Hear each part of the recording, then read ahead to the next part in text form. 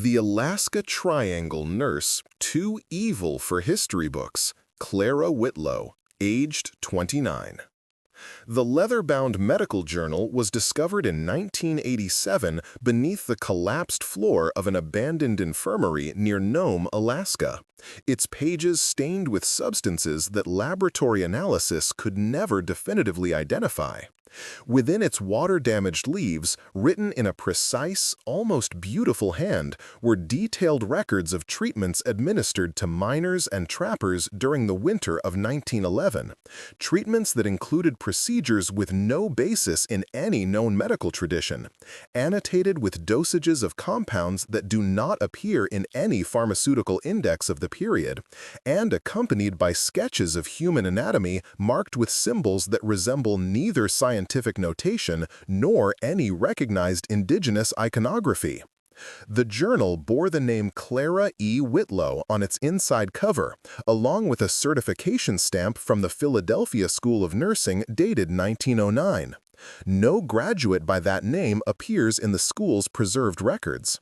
No death certificate, departure manifest, or subsequent documentation has ever surfaced to explain what became of the woman who kept this journal, or why 17 men who passed through her care during a 6-month period all vanished without trace into the Arctic winter, their disappearances recorded by territorial authorities as simple cases of exposure or abandonment, routine enough in that merciless landscape that no investigation was ever formally opened. Wait, before we proceed to the archives. If this enigma has already captured your curiosity, tell us where in the world you're joining this investigation from. To make sure you never miss another hidden truth or forgotten theory, subscribe and join our search. History has not yet revealed all of its secrets. Now, back to the facts. The Alaska Territory in the early 20th century was a realm where civilization existed only in fragile pockets, each settlement a small island of light surrounded by vast darkness. Nome, positioned on the southern edge of the Seward Peninsula, had exploded into existence during the gold rush of 1890, swelling to a population of 20,000 before the easy gold ran out, and the population collapsed to barely 3,000 permanent residents by 1910. What remained was a community of stubborn optimists, failed prospectors too proud to return south, and those who had simply nowhere else to go. The winter of 1910 arrived early that year, with the first heavy snows beginning in late September rather than October. By November, the Bering Sea had frozen solid, cutting Nome off from the outside world until the spring thaw would permit ships to return. This was the predictable rhythm of existence in the far north, months of isolation during which the community became entirely self-sufficient, dependent on stockpiled supplies and the skills of whatever professionals happened to be trapped there for the duration. The town's only qualified medical practitioner was Dr. Emil Hartnell, a 63-year-old physician who had come north during the gold rush and never left, finding in the territory's desperate need for doctors a purpose that had eluded him in the competitive medical establishments of Seattle. Hartnell maintained a small surgery on Front Street, treating everything from frostbite to gunshot wounds with the limited resources available to frontier medicine. His journals, preserved in the Alaska State Library, paint a picture of a dedicated, if overwhelmed practitioner, often working 18-hour days during the worst of winter when accidents and illness proliferated. In his entry dated October 3, 1910, Hartnell noted with obvious relief the arrival of a trained nurse on the final ship before the freeze.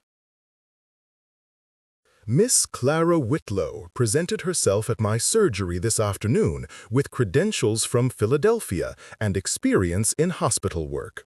Her arrival is providential, as the influenza has begun its annual assault and I am already stretched beyond capacity. She appears competent and unafraid of the conditions here. I have arranged lodging for her at Mrs. Peterson's boarding house and will begin her employment tomorrow. Clara Whitlow's arrival in Nome was witnessed by several residents, whose later testimonies, collected by territorial investigators in 1912, provide the only physical descriptions of the woman. She was remembered as slight of build, approximately 29 years old, with dark hair worn in the severe style typical of professional nurses. Her manner was described as reserved but not unfriendly, her voice quiet and precise. She carried 2 leather travel cases and a steamer trunk, unusual in that most women arriving in the territory brought considerably more luggage. When asked about her reasons for coming to Alaska, she reportedly told Mrs. Peterson, the boarding house proprietor, that she sought distance from Philadelphia after the death of her family members in a tenement fire. This explanation, designed to discourage further inquiry, was apparently effective. The residents of Nome, many of whom had their own reasons for seeking the anonymity of the frontier, respected the unspoken code that one did not probe too deeply into another's past. Clara Whitlow was accepted as Dr. Hartnell's assistant, and within 2 weeks she had established herself as an efficient and tireless worker. The influenza outbreak that winter proved particularly severe. Hartnell's journals from October and November 1910 are filled with exhausted notations about the number of patients requiring care, the shortage of medications, and his increasing reliance on Miss Whitlow. "She has proven invaluable," he wrote on November 18. "Where I tend to 3 patients, she tends to 6. Her stamina exceeds my own by a considerable margin. I have begun to trust her with more complex treatments, and she has yet to disappoint." By December, as the worst of the outbreak subsided and the deepest cold of winter set in, Hartnell noted a change in the pattern of their work. The influenza cases dwindled, but a different category of patient began appearing with increasing frequency: miners and trappers from the outlying camps who came to Nome with complaints that seemed minor. Persistent cough, difficulty sleeping, unexplained weakness, or strange pains that shifted location in the body.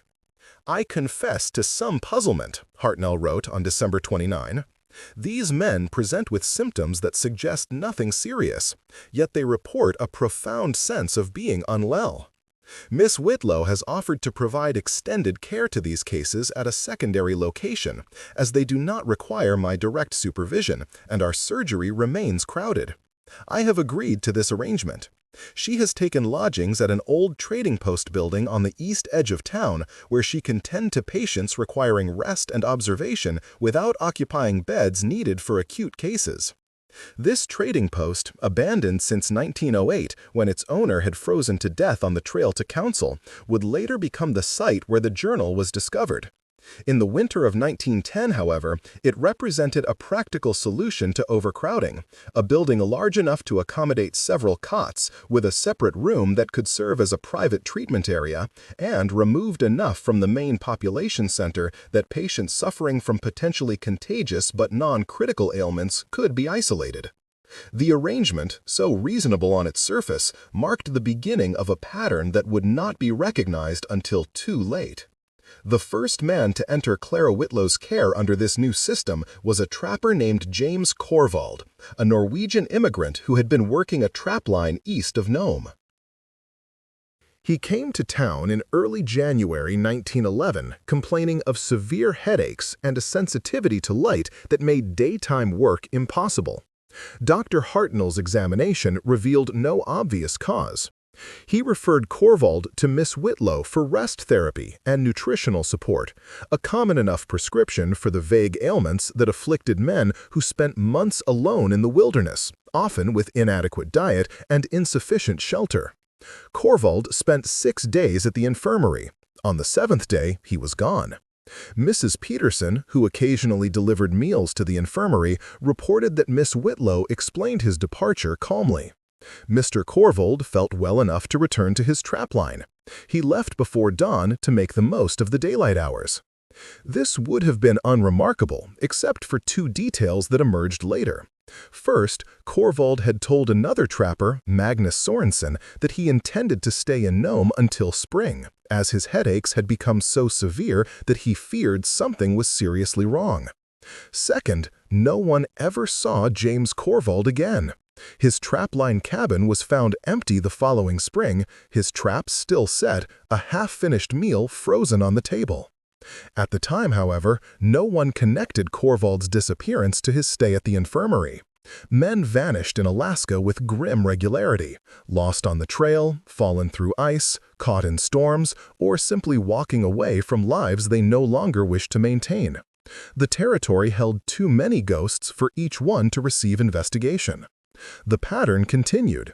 Between January and March 1911, 16 more men passed through Clara Whitlow's care.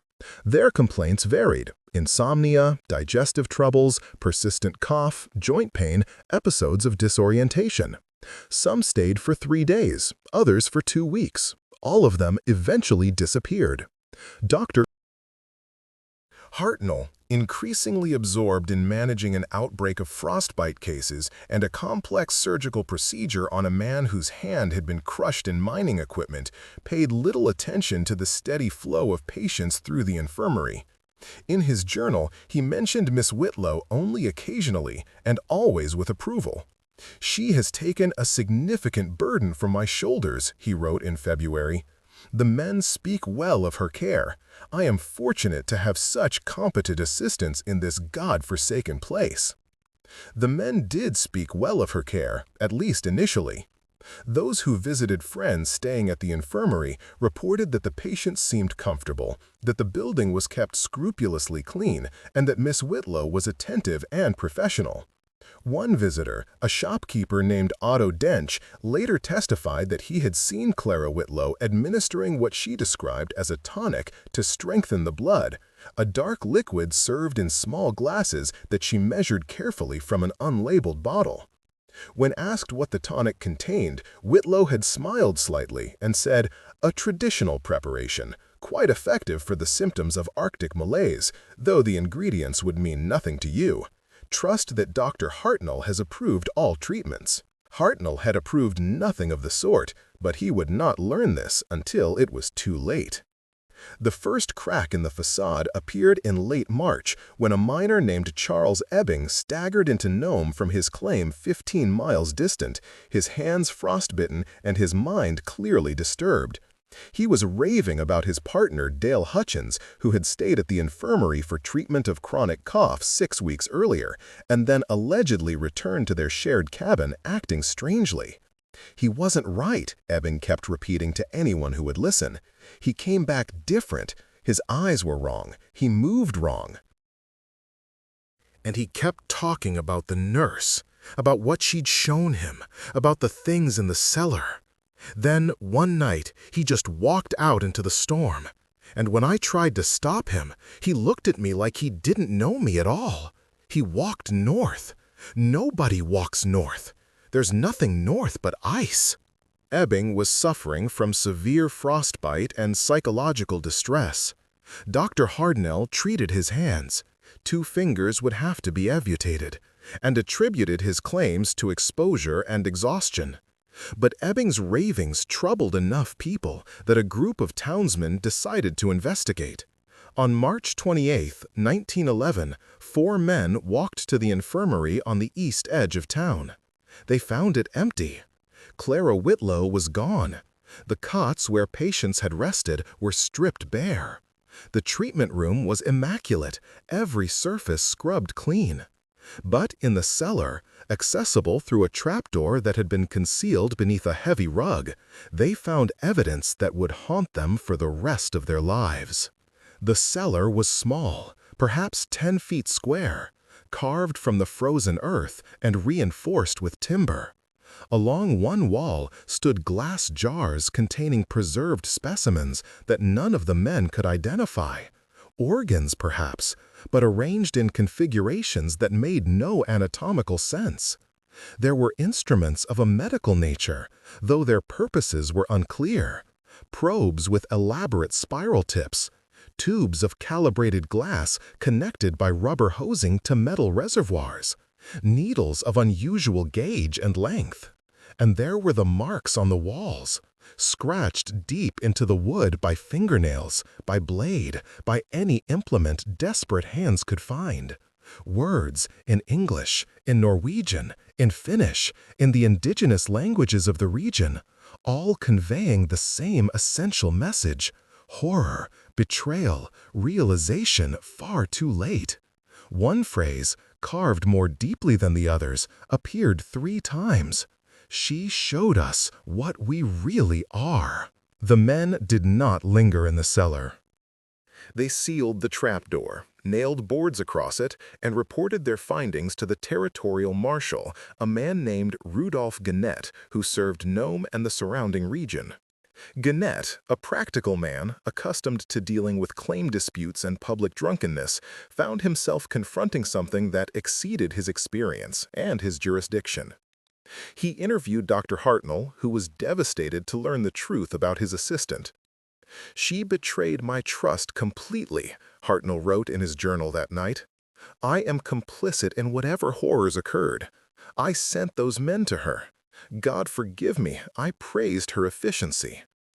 Gannett attempted to determine where Clara Whitlow had gone. No one had seen her leave Nome.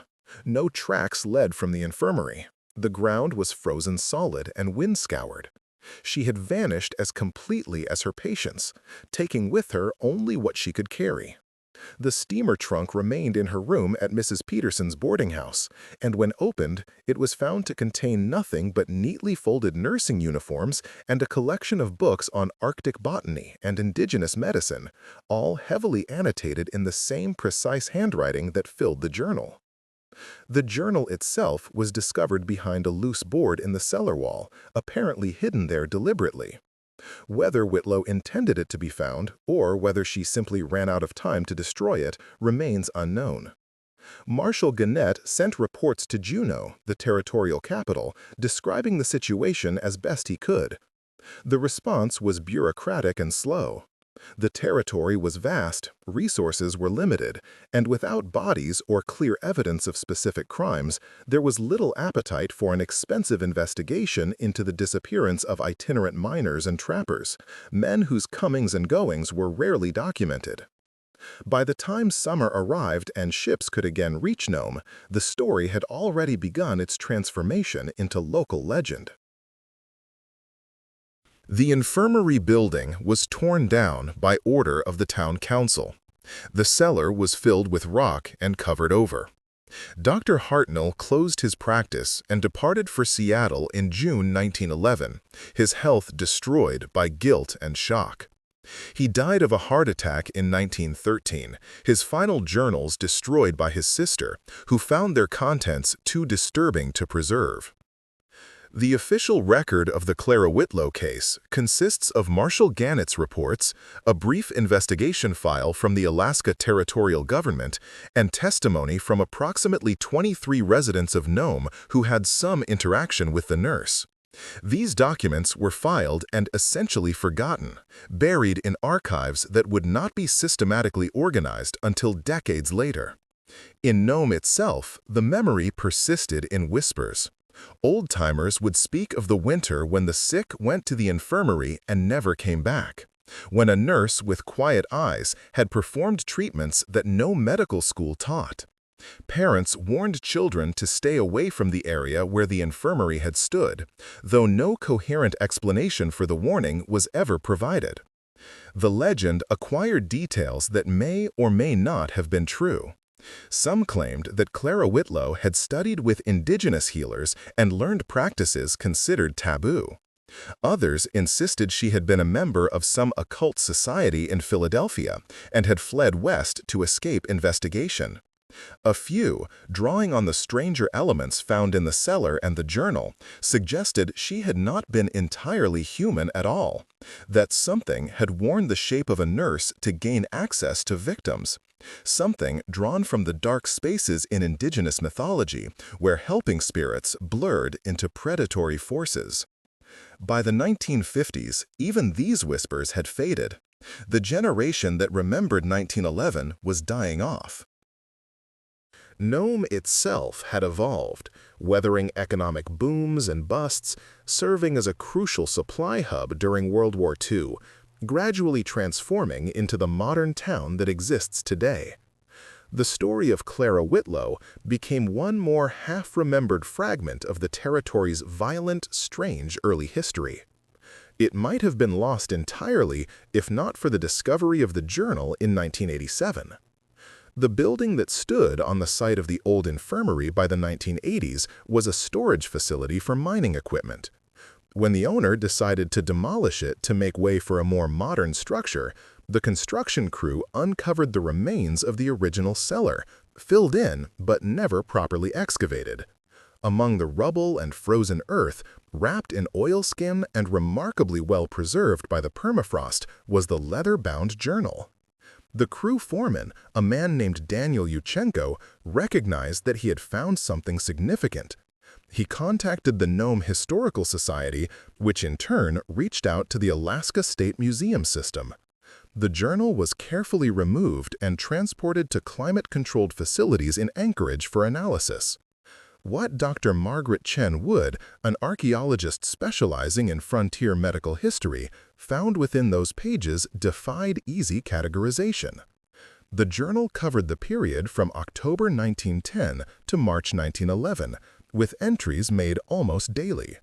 The early pages were unremarkable. Standard medical notations about patient treatments, observations on weather and working conditions, personal reflections that revealed little about the writer's inner life. Clara Whitlow's professional persona was carefully maintained through the first several weeks of entries. But beginning in December, the tone shifted subtly. The entries became more detailed regarding specific patients, particularly those who would later be among the vanished. Whitlow described their symptoms with clinical precision, but then added observations that belonged to no medical framework. Chen Wood recognized. Patient exhibits standard respiratory distress, read one entry about James Corvold, but also demonstrates the markers I have come to recognize: the slight phosphorescence of the eyes in low light, the change in body temperature during sleep, the altered response to certain compounds. He is suitable for the deeper work. Another entry, dated January 24, described a patient's reaction to an unnamed treatment. The serum produces the expected initial resistance, followed by acceptance. Subject reports vivid dreams of extreme clarity, experiences of displacement from the body, encounters with presences he cannot describe. This is the threshold state I have been attempting to achieve. Tomorrow, we proceed to the next phase. The medical terminology in these passages was legitimate, drawn from the pharmacology and psychology of the early 20th century. But the concepts being described, this talk of threshold states and deeper work, of serums and phosphorescence, departed entirely from accepted practice. Most disturbing were the sketches. Scattered throughout the later pages of the journal were anatomical drawings that showed human bodies marked with points and meridians that resembled Chinese acupuncture maps, but differed in crucial details. Lines were drawn connecting these points to symbols written in what Dr. Chen Wood initially thought might be Greek, but which linguistic analysis later suggested were an invented alphabet, possibly encoding concepts that Whitlow believed could not be expressed in standard language. Accompanying one such sketch was a notation. The traditional anatomies, both Western and indigenous, are incomplete. They describe the physical structure but ignore the channels through which awareness itself flows. My work illuminates these hidden passages. What I can teach them, what I can show them, transforms not just understanding but actual existence. Dr. Chen Wood's initial report on the journal, submitted to the Alaska Historical Society in 1988, tried to contextualize these entries within the history of unorthodox medical practices. The late 19th and early 20th centuries had seen numerous alternative healing movements: homeopathy, osteopathy, Christian Science, and various approaches that blended medicine with spiritualism. Perhaps Clara Whitlow had been a follower of some such tradition, her practices strange but not necessarily sinister. But this explanation faltered when confronted with the final entries in the journal, written during the last week of March 1911, after Charles Ebbing had come to Nome with his disturbing claims. They are beginning to understand, which means they are beginning to fear. Fear closes the mind to wisdom. I had hoped to complete the course with at least a dozen, to guide them fully through the transformation and document the results. But the ignorant will not permit it. They would rather die slowly in the cold, clinging to their crude understanding of what life is, than accept the gift of expanded being. The specimens are preserved, the instruments are prepared. When I establish my practice again in a more remote location, I will have learned from these errors. The work is too important to abandon. These men believe they have suffered. They have not suffered. They have been freed from the prison of conventional mortality. That they lacked the strength to endure the process is regrettable, but not unexpected. Transformation has always demanded sacrifice. The entry ended there. The remaining pages of the journal were blank. Dr. Chen Wood forwarded copies of her report to the Alaska State Troopers, who classified the journal as evidence related to a historical cold case. A detective named Sarah Martinson was assigned to review the old case files, correlate them with the journal entries, and determine whether any modern investigative techniques might shed light on the events of 1911.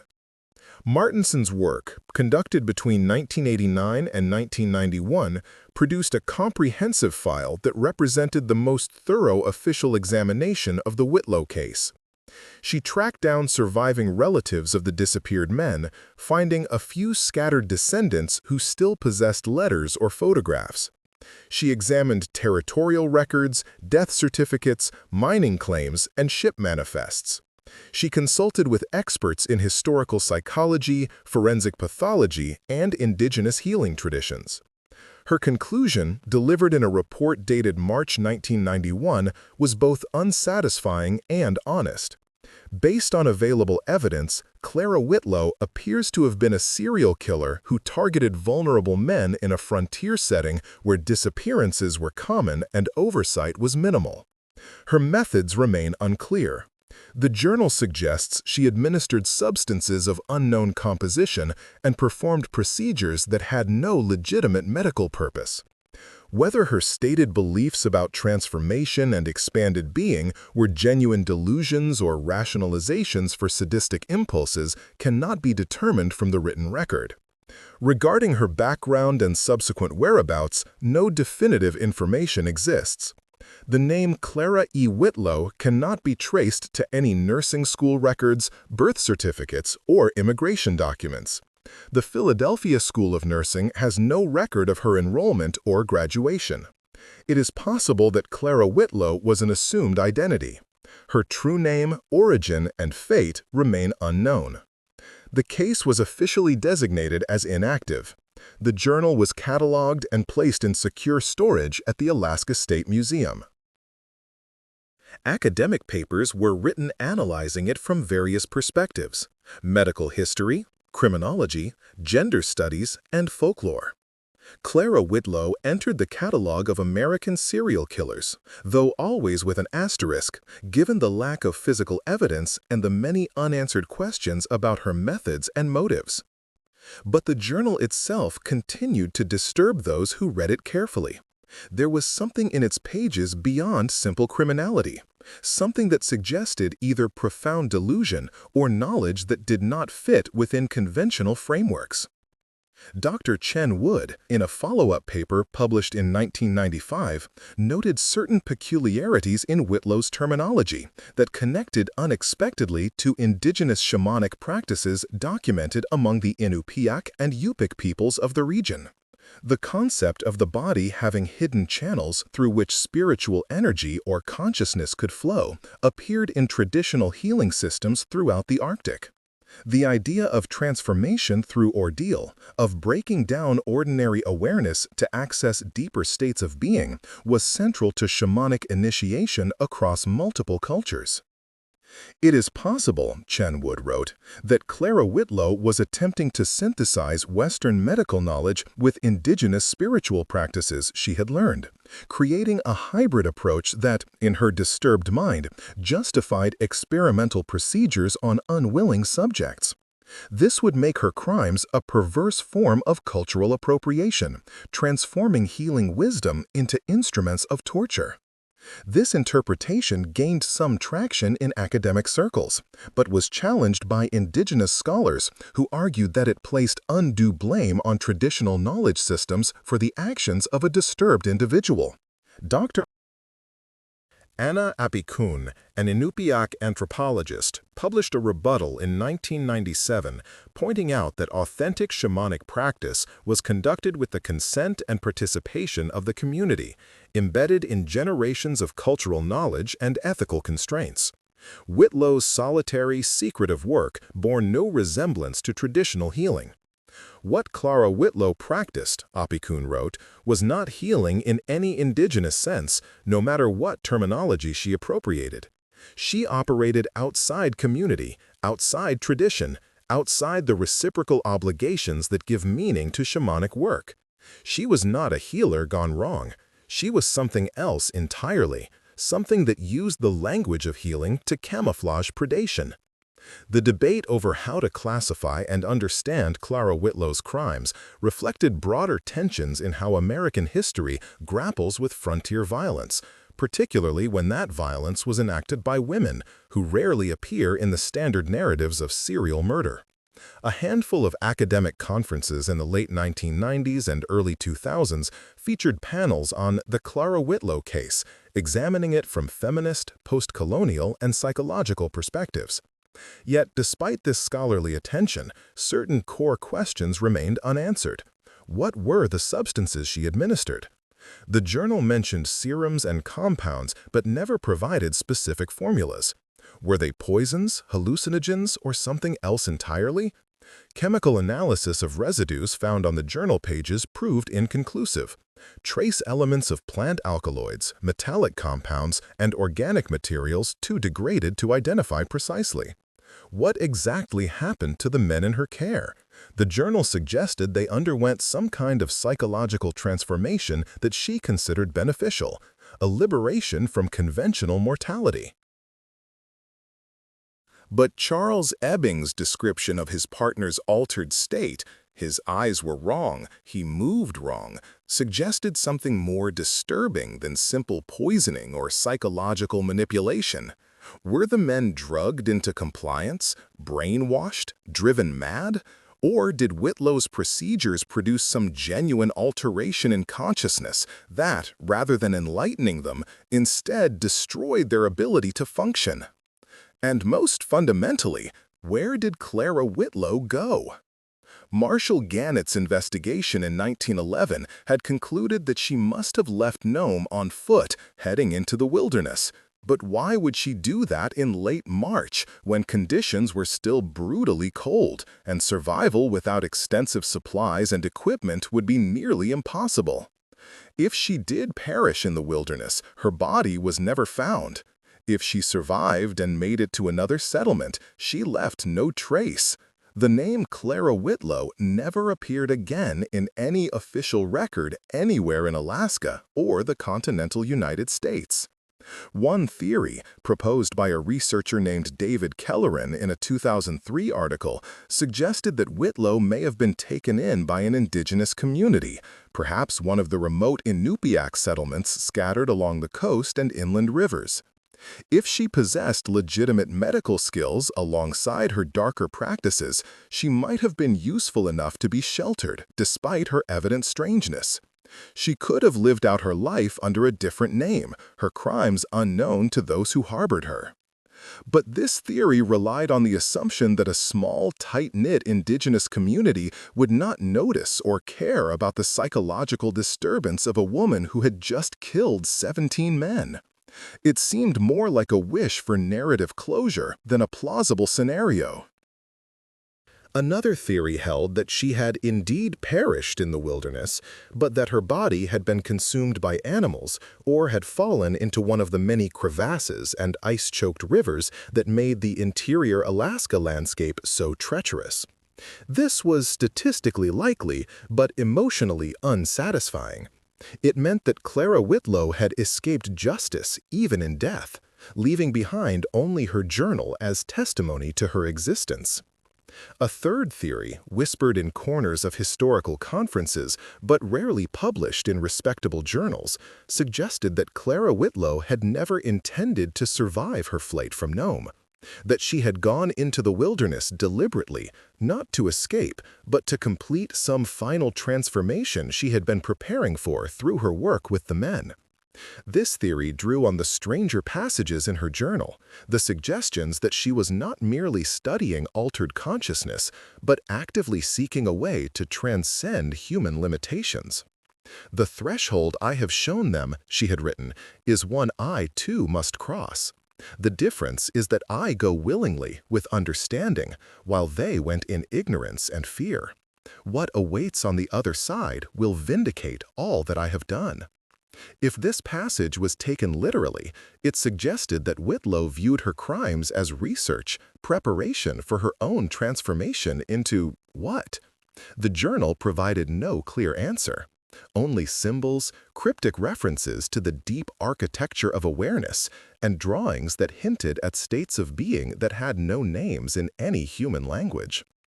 The people of Nome, when asked about the case by journalists and researchers over the years, generally preferred not to discuss it. It was unpleasant history, a reminder of the violence and strangeness that had characterized the territory's early years. Better to focus on the present, on the modern town with its satellite communications and bush plains, its tourism industry and gold dredging operations. But among those who had lived in Nome long enough to remember the old stories, or whose grandparents had told them what their grandparents knew, there remained a lingering unease about the east edge of town where the infirmary once stood. Buildings constructed on that site never seemed to last long. Businesses failed inexplicably.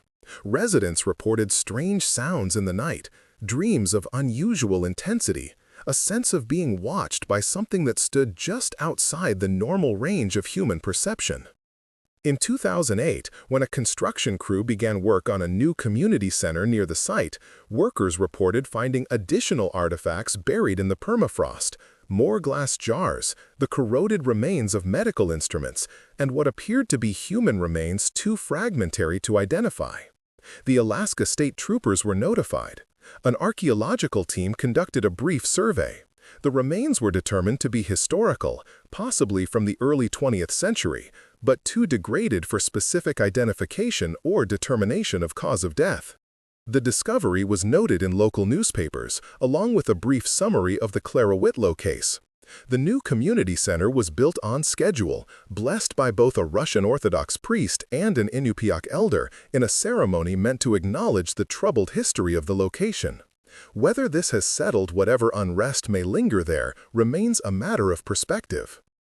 What has never been settled, what perhaps can never be settled, is the fundamental nature of what occurred in that infirmary during the winter of 1911. The official designation, serial murder by a disturbed individual, feels inadequate when confronted with the journal's contents, with the bizarre artifacts found in the cellar, with the testimony of Charles Ebbing about his partner's altered state. Dr. Margaret Chen Wood, now retired and reflecting on the case in a 2019 interview, admitted that decades of study had not resolved her own uncertainty. "I have read that journal more times than I can count," she said. "Each time, I come away with the same sense of having glimpsed something I lack the framework to comprehend. Was Clara Whitlow insane? Almost certainly. Was she a killer? The evidence strongly suggests it. But was she only those things?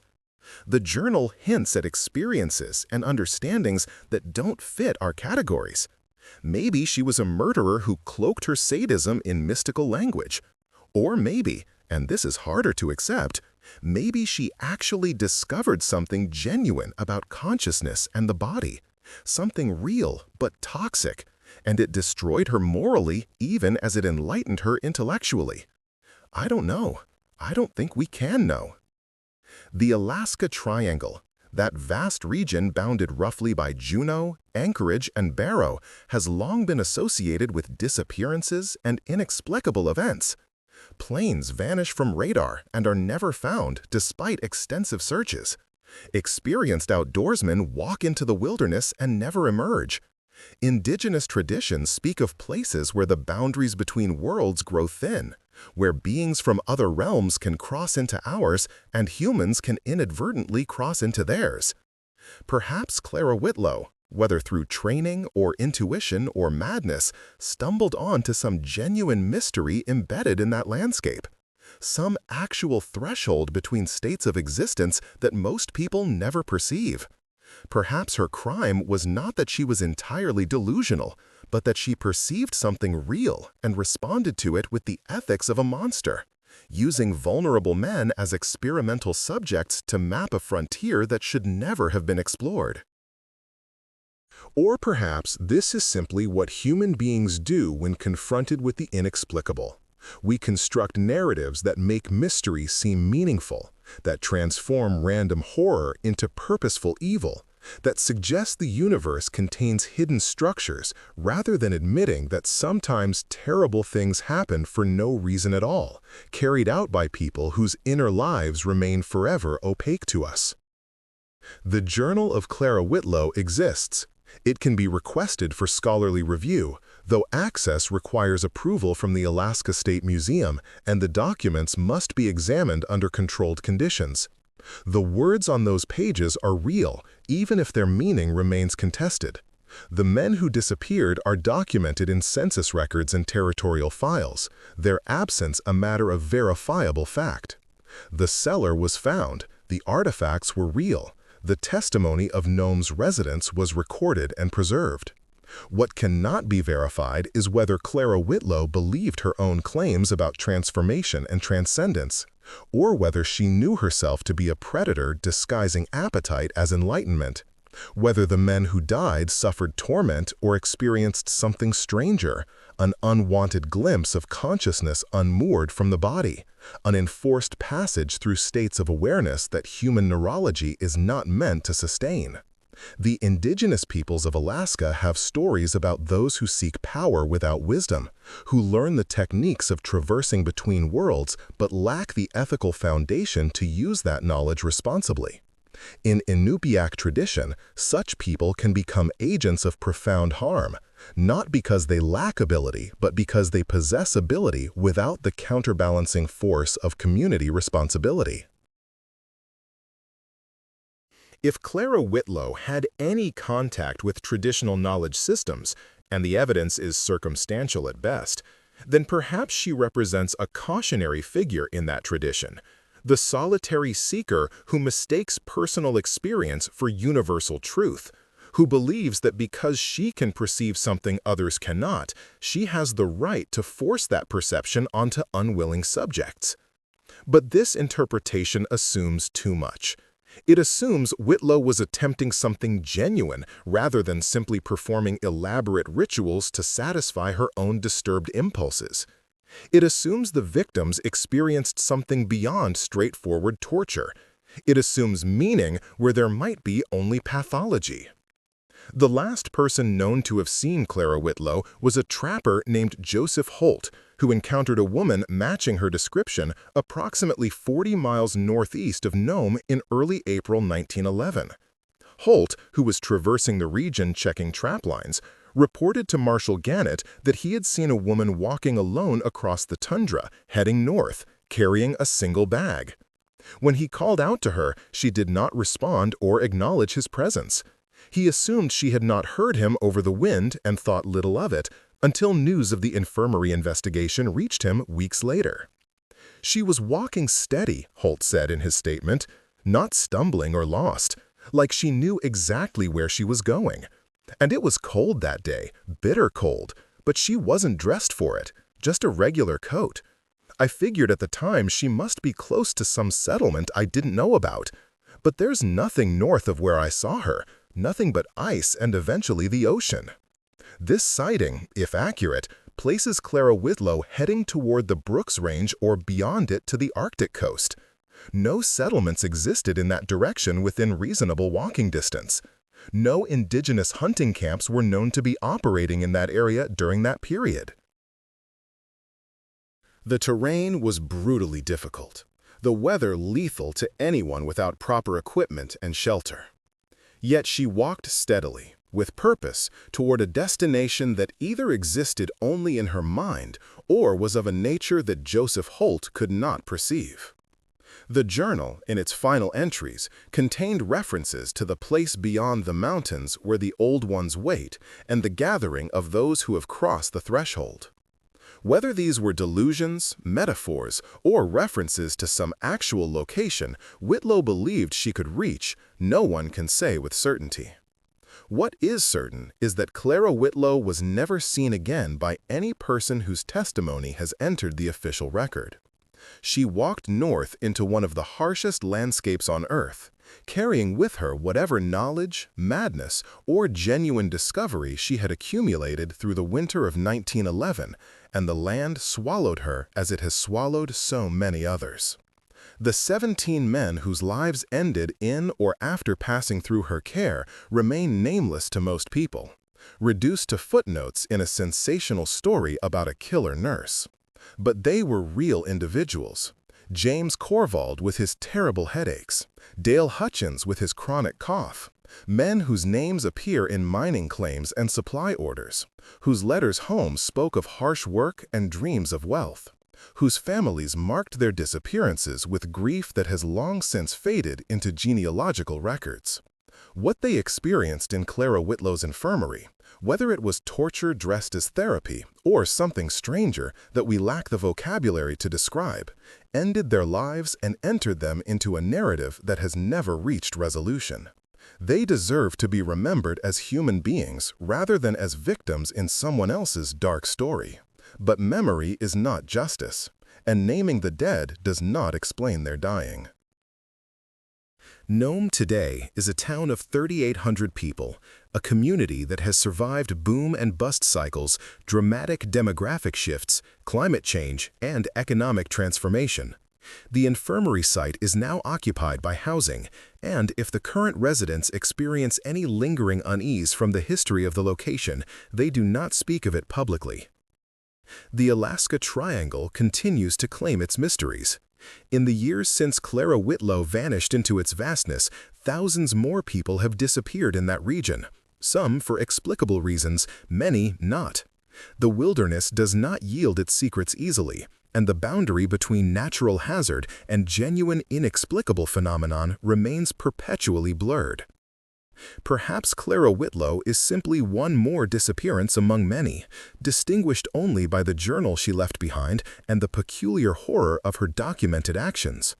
Perhaps in trying to find meaning in her story, we are making the same mistake she made, imposing structure and significance onto events that are ultimately random and senseless.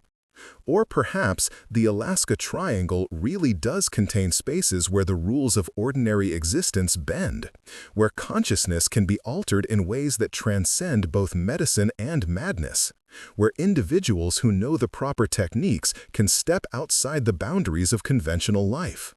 And perhaps Clara Whitlow, monster or visionary or both, found such a space and entered it, leaving behind only questions and the faint trace of her precise handwriting on water-damaged pages describing procedures that no medical text acknowledges and transformations that no psychology can explain.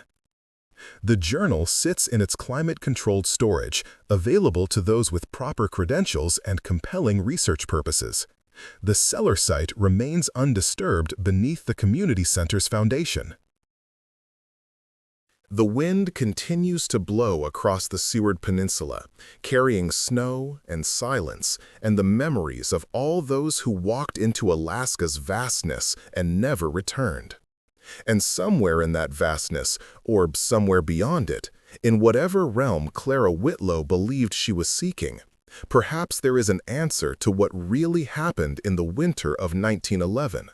But it is not an answer meant for human understanding. nor one that could be brought back across the threshold she claimed to have discovered. What remains is only the record of absence.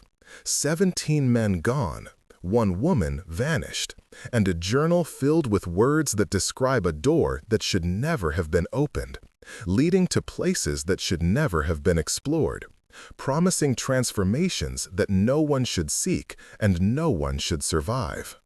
The Alaska Triangle keeps its secrets. It has always kept its secrets.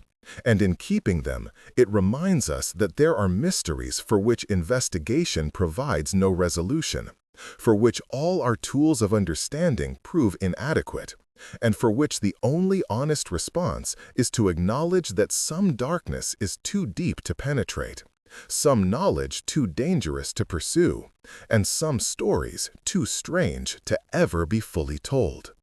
The last person known to have seen Clara Whitlow was a trapper named Joseph Holt, who encountered a woman matching her description approximately 40 miles northeast of Nome in early April 1911. Holt, who was traversing the region checking trap lines, reported to Marshal Gannett that he had seen a woman walking alone across the tundra, heading north, carrying a single bag.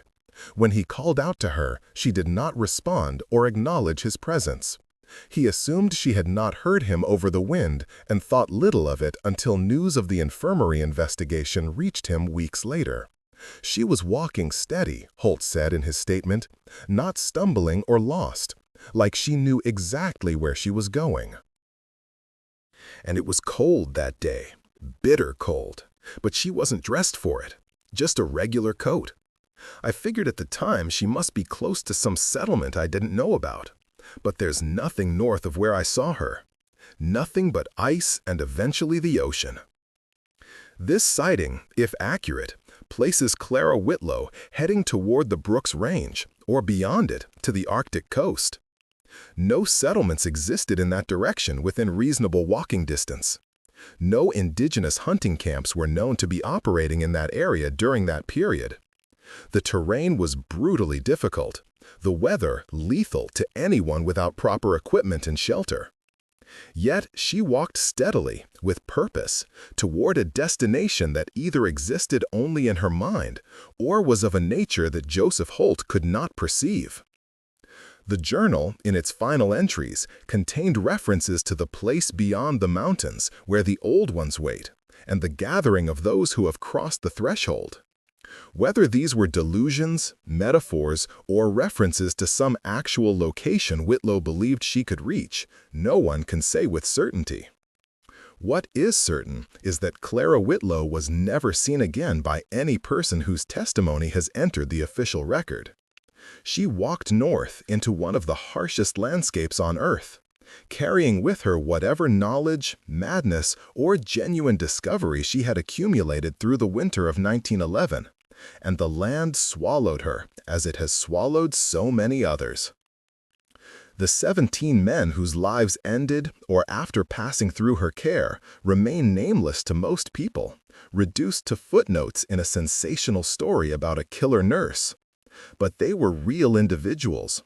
James Corvald with his terrible headaches, Dale Hutchins with his chronic cough, men whose names appear in mining claims and supply orders, whose letters home spoke of harsh work and dreams of wealth, whose families marked their disappearances with grief that has long since faded into genealogical records.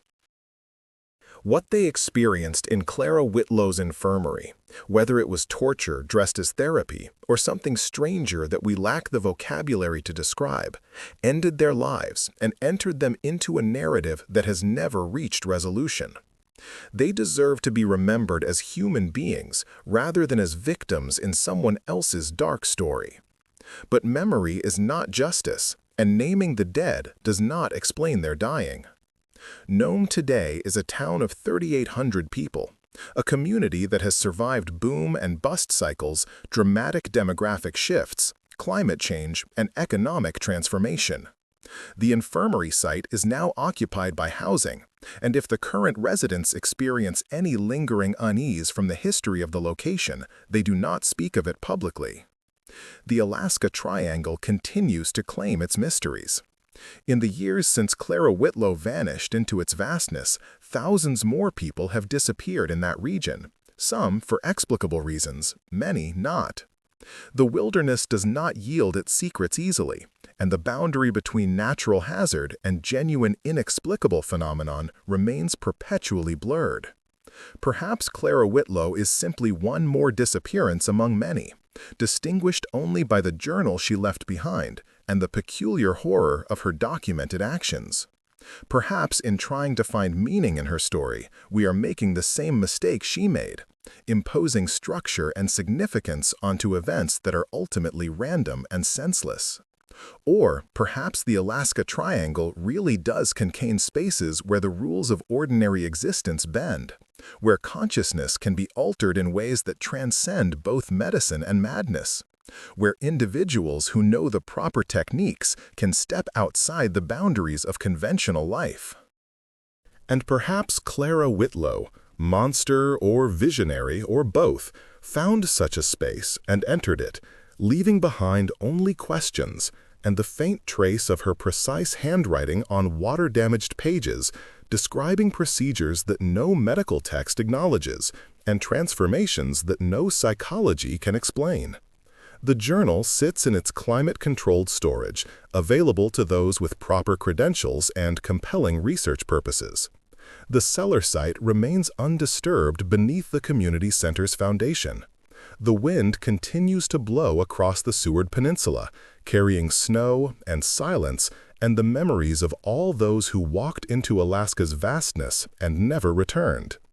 And somewhere in that vastness, or somewhere beyond it, in whatever realm Clara Whitlow believed she was seeking, perhaps there is an answer to what really happened in the winter of 1911.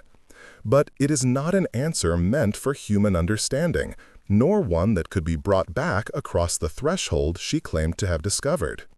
What remains is only the record of absence, 17 men gone, 1 woman vanished, and a journal filled with words that describe a door that should never have been opened, leading to places that should never have been explored, promising transformations that no one should seek and no one should survive. The Alaska Triangle keeps its secrets. It has always kept its secrets. And in keeping them, it reminds us that there are mysteries for which investigation provides no resolution, for which all our tools of understanding prove inadequate, and for which the only honest response is to acknowledge that some darkness is too deep to penetrate, some knowledge too dangerous to pursue, and some stories too strange to ever be fully told.